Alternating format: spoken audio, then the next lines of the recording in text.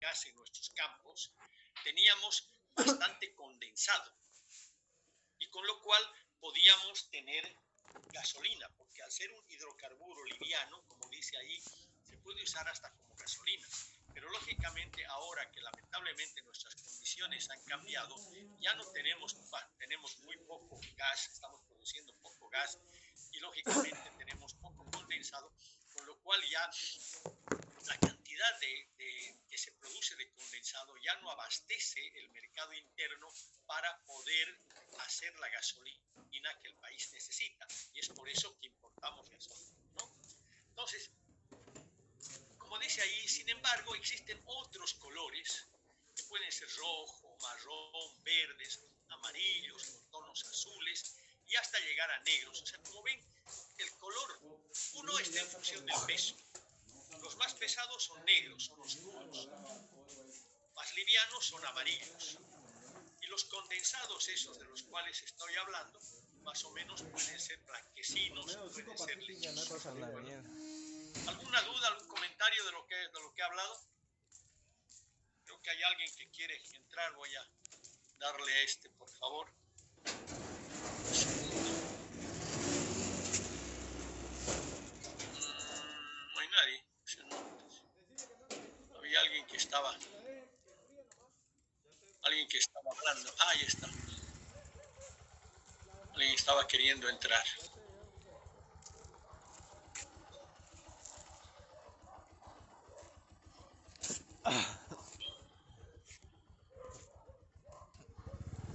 Muy bien. Volvamos entonces a nuestra presentación.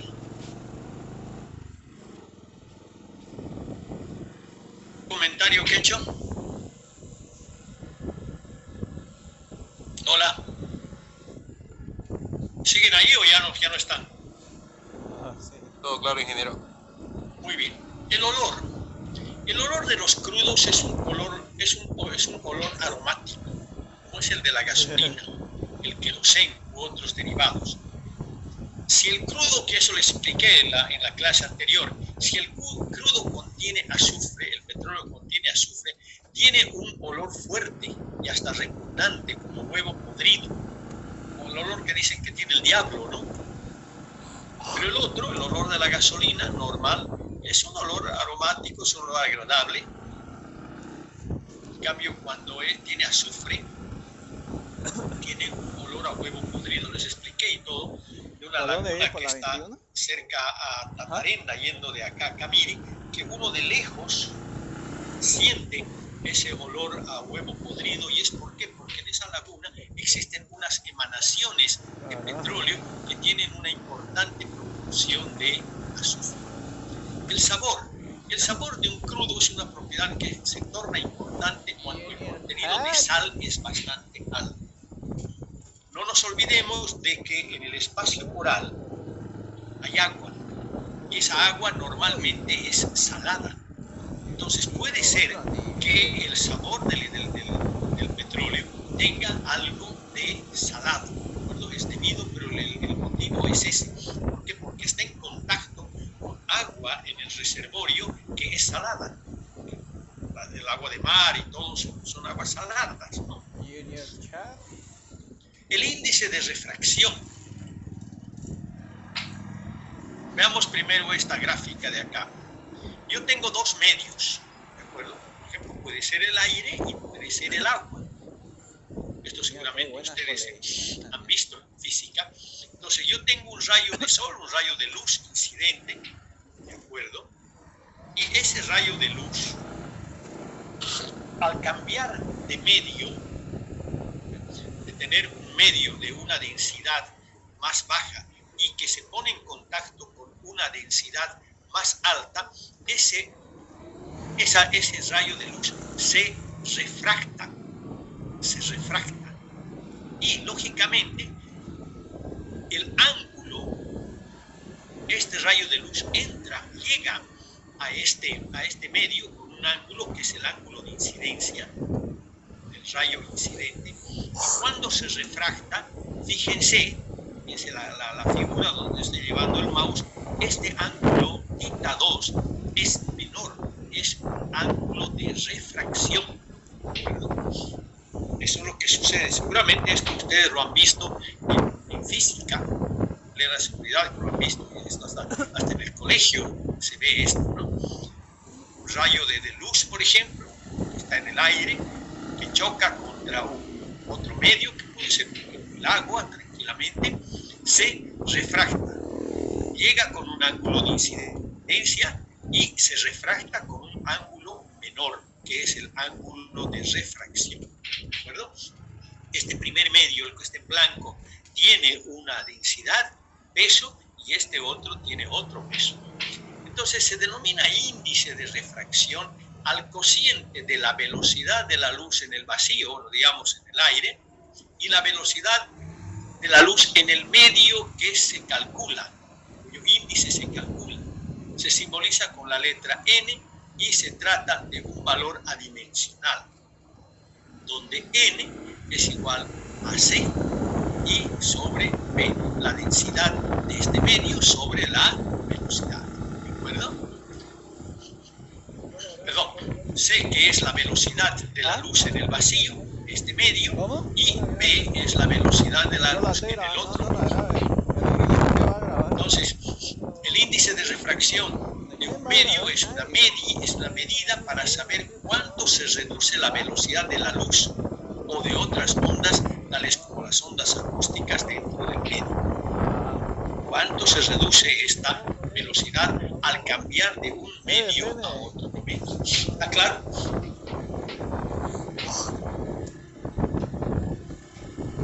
¿Está claro, amigos? Sí, ingeniero.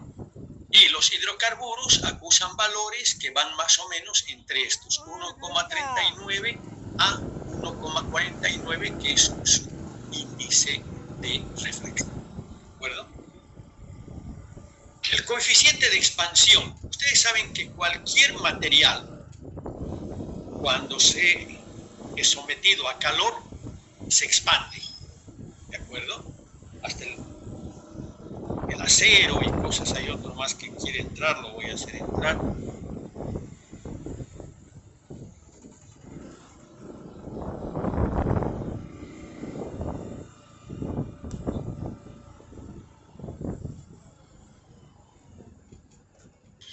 Bueno, ya no hago entrar a nadie más porque si no, no vamos a terminar nunca esto. Entonces, el coeficiente de expansión o de dilatación, que se llama, ¿de acuerdo? Es cualquier material que es sometido al calor se dilata. Eso lo sabemos, es un concepto elemental. En los hidrocarburos varía aproximadamente entre este valor 0,0036 a 0,096 temperatura en grados centígrados por volumen. El coeficiente de dilatación, o más específicamente el coeficiente de dilatación térmica, ¿verdad?, es el cociente que mide el cambio relativo de longitud o de volumen que se produce cuando un cuerpo sólido o un fluido dentro de un recipiente cambia de temperatura provocando una dilatación térmica. ¿De acuerdo?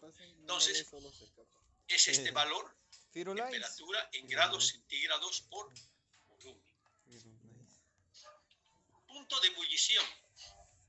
No es constante, debido a que a sus constituyentes varía algo menos que la temperatura atmosférica hasta la temperatura igual o por encima de los 300 grados centígrados.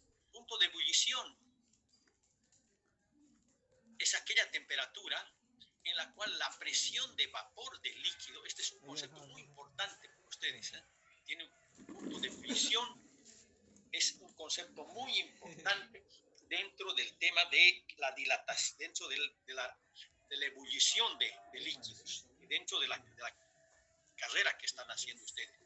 Entonces, el punto de ebullición es la temperatura en la cual la presión de vapor del líquido iguala a la presión de vapor del medio en que se encuentra, temperatura a la cual la materia cambia de estado líquido a gaseoso.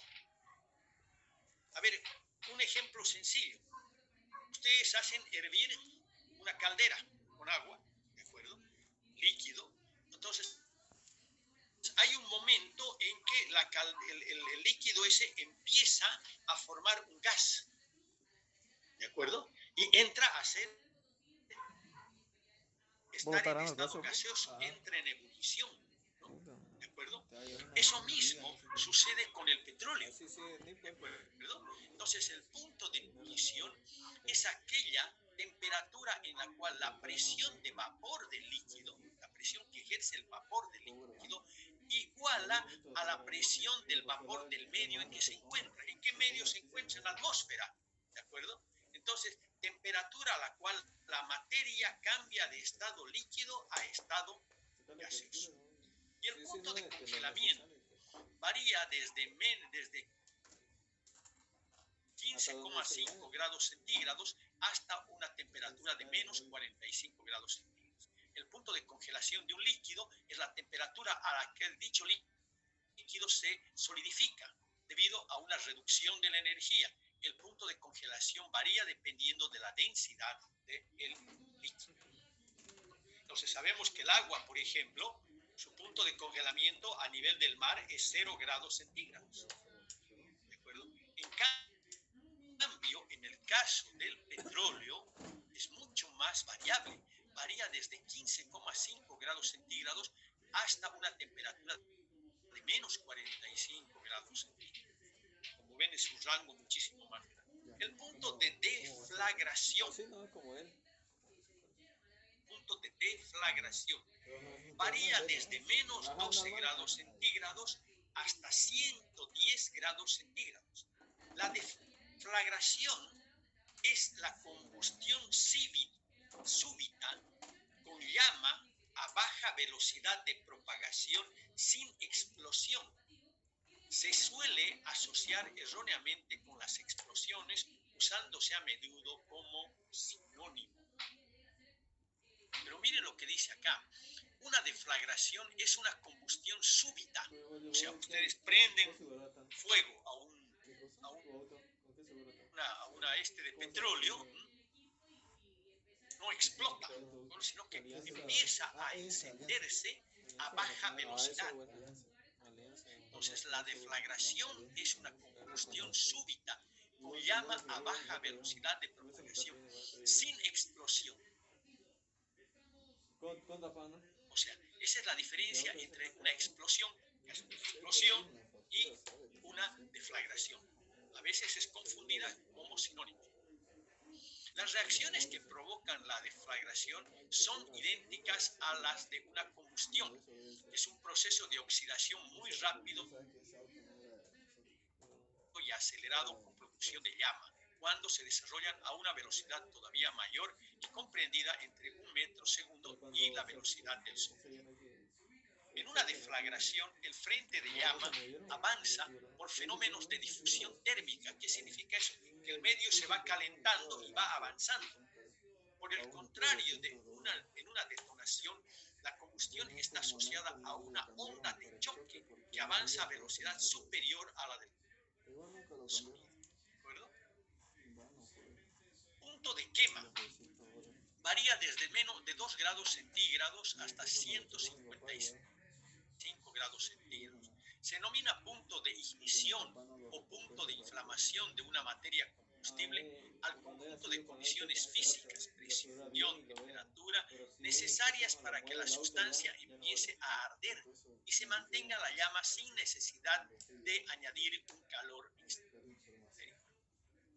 El punto calorífico, que es algo muy conocido, puede ser entre 8.500 y 11.350 calorías gramo, o sea, lo que significa 8,5 a 11,35 kilocalorías. El poder calorífico es la cantidad de energía por unidad de masa o unidad de volumen de materia que se puede desprender al producirse una reacción química de oxidación. Este es un concepto bien importante. Nosotros, por ejemplo, cuando vendemos gas nosotros no vendemos volúmenes, vendemos calorías. Y el poder calorífico es la cantidad de energía. En otras palabras, vendemos energía por unidad de masa o unidad de volumen de materia que se puede desprender al producirse una reacción química de oxidación. El poder calorífico expresa la energía que puede liberar la unión química entre un combustible y el comburente, quien es este, provoca o favorece la combustión de otras sustancias. Generalmente el comburente es el oxígeno del aire y es igual a la energía que mantendría unidos los átomos de las moléculas de combustión, energía de enlace, menos la energía utilizada en la formación de nuevas moléculas en las materias, generalmente gases formados en la combustión. Poder calorífico está relacionado con lo otro. Varía de 0,40 a 0,52. El promedio de la mayoría de los crudos es de 0,45. La capacidad calorífica específica, calor específico, capacidad térmica específica, es una magnitud física que se define como la cantidad de calor que hay que suministrar a una unidad de masa de una sustancia o sistema termodinámico para elevar su temperatura en una unidad. En general, el valor del poder específico depende del valor de la temperatura inicial. Se lo representa con las letras E-. De forma análoga, se define capacidad calorífica como la cantidad de calor que se puede suministrar a toda la masa de una sustancia para elevar su temperatura en una unidad, ya sea Kelvin o grados Celsius. Se la representa con las letras E mayúscula. Por lo tanto,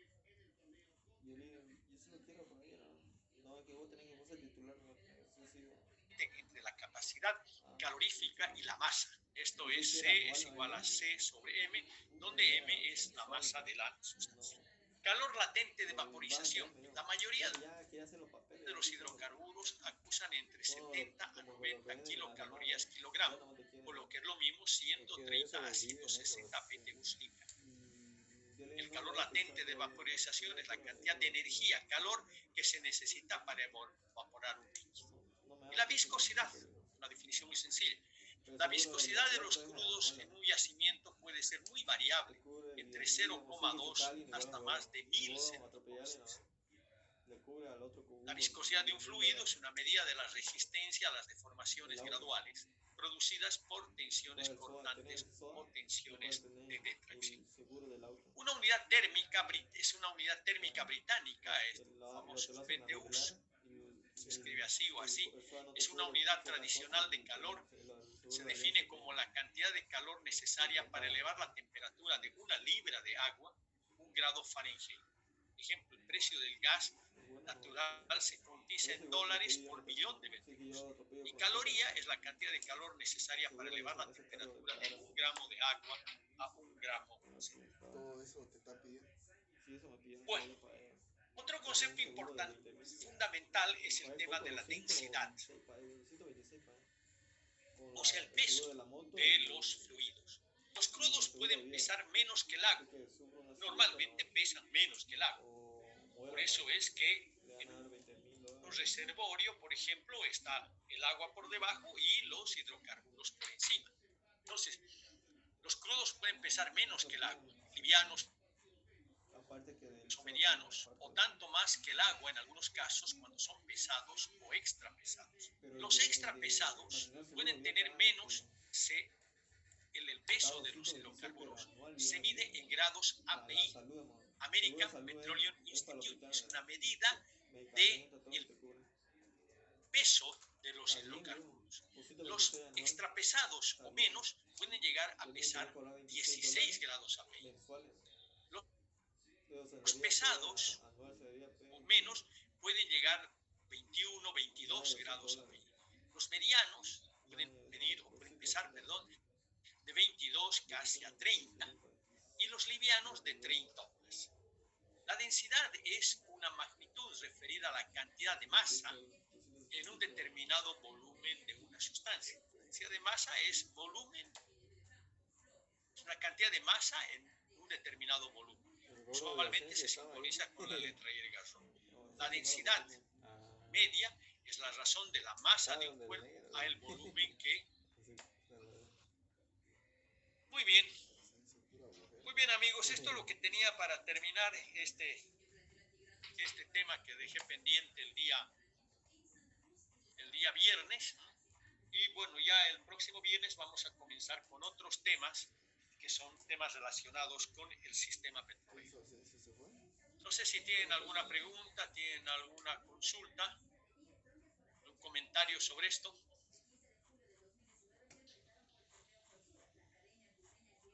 Hola. Bueno, si no tienen nada, entonces nos vemos el próximo viernes, ¿de acuerdo? Y listo, ingeniero. Gracias. Gracias, ingeniero. Hola. Un ratito, perdón. No te entendí lo que dijiste, amiga.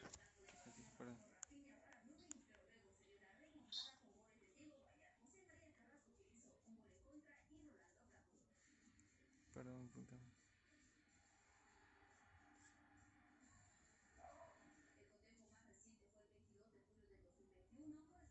Ay. Ah, ya, un ratito.